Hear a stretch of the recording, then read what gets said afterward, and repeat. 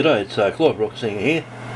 I wanted to talk about 3D printing in Australia. We've only just started getting our head around this stuff in this country. I've actually seen schools, they've got ads on TV where they've got schools that are advertising that they're doing 3D printing and all the state-of-the-art stuff. And they've got the same printer as I've got. This is the latest one. This is an IDX, but it's got twin heads, FlashForge, $1,300 professional printer. This is the stuff they got at schools currently, like Williamstown High School. Now the thing is that in this country, I was going to do a write-up about this, but there's too much to talk about. Really what it comes down to is that our family structure in Australia is not set up well for new technology. They're throwing money away in Australia and spending money on innovation and technology. You'll never get your head around technology in Australia until you change the IQ of your family. A chain's only as strong as its weakest link. The people that are going to hold you up are your wife and your kids. To do 3D printing, one of the main things with it is, number one, you got the cost of the unit. There's $1,300 to start with, right? Your rolls are going to cost you $60 a piece. But the one thing that really stands out in 3D printing is something that people just don't understand about it, and they really don't want to tell you about it, is the huge amount of time it takes to develop a 3D model. See that little table? That took me 12 hours to make that. I used the wrong supports. I could have probably done it quicker, but it wouldn't have been as good. But this is a design that I've been drawing up. That's its functionality in PowerPoint, what I call a pivot map, or a pivot model. And the actual 3D drawing, because this is a design, this is not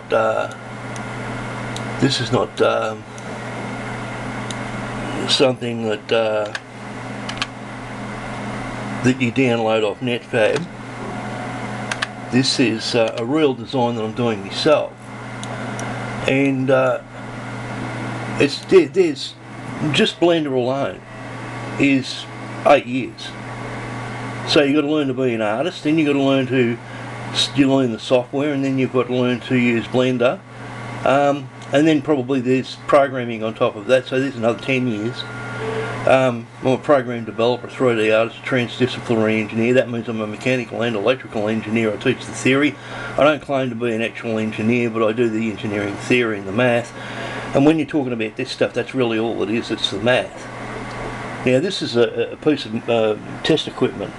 The idea is this is an active load tester. What you do is you pull a little trolley along, and I put a little ruler on that, and I find out how far it stretches those rubber bands, and then using calculations I can determine how much load is on there. All you need is the maximum load, so it's going to be jiggling around, and that's why you can't use a gauge. So you need an active load tester, and what it does is it just keeps pushing on that slider until it gets to a particular point. I don't know if I can demonstrate. What it'll do is it'll keep prodding on a point until it pushes to its maximum point, and that's the only number that you really need to know. And so that's an active load tester, and this is for testing the tension in rubber bands. It was actually designed for a scale, but it overpowered the scale. But with design, there's two parts of design. You've got the optimal, which is your optimal model, but you've got your functionality too. And I made a mistake with this. What I did was the optimal model failed, but the design didn't. The design worked, so I thought, right, well, I'll finish the design. I'll get it finished.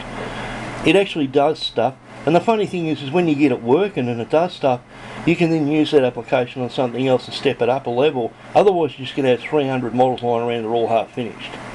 So it's very important that if you set out on a project, finish it off, even though it might not work properly. Finish the thing off and try and get it working. And then at least you've moved up a level, because this stuff is so... There's a whole week there. There's about half a roll of filament, and I'm talking about the big rolls. Those are the big $60 rolls. That's these babies here. Mine's a twin extruder, so that's got, as you can see, the white one's nearly depleted. So that's just this week.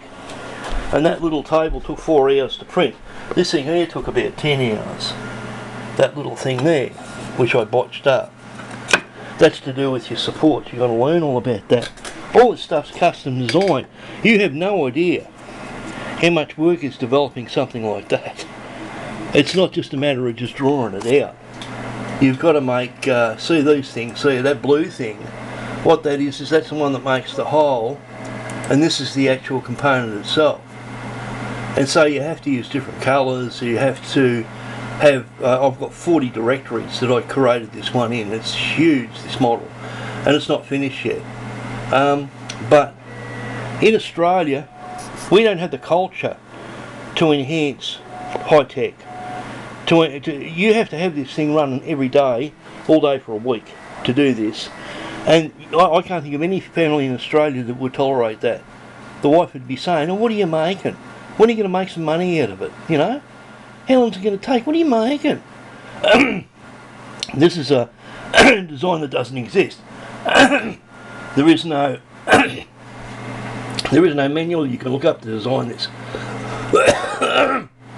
I not only have to design the functionality, but it's got to be strong enough to work as well. So load considerations have to come into it as well. And all these little things like this, I had to do measuring of the hole sizes and determine what was the optimal hole size. You have to do testing and experiments. There's a lot involved in this stuff. But our IQ, it's not the IQ of individuals that's a problem in Australia. It's all the other assholes around that live in your house. So if you're single in Australia and you're not married, you won't have a job. So there's no way you'll buy a house. I own my own house, I've got my own 3D printer, I'm doing it myself, but I'll be one of very few people that's doing this. And of course they compare me with business and they're hiring professional engineers and professional artists and spending millions of dollars. I'm not a business, I'm private, I'm at home, and I'm doing this stuff at home, I'm doing these designs at home. I've nearly got this one finished. And Australia's going to be 50 years away from this. All they do, they call them makers, they make models, they make little toys. No, they'll make little boats and stuff like that, and they think they're geniuses. And they say, "Oh, you could design your own," yeah, but it won't work. So yeah, it's not the IQ of individuals that's a problem in Australia. It's the IQ of the entire family, and also they have to get used to the idea of having that thing running 24 hours a day for like 6 months. And are you going to make any money in it? Oh no, not likely. But that's the pursuit of high tech. This is modern innovation and technology. This is where it's at. This is where it's going down. And Australia's about 200 million miles away from it. You've got a long, long way to go, Australia. Clive Rock Singer over and out.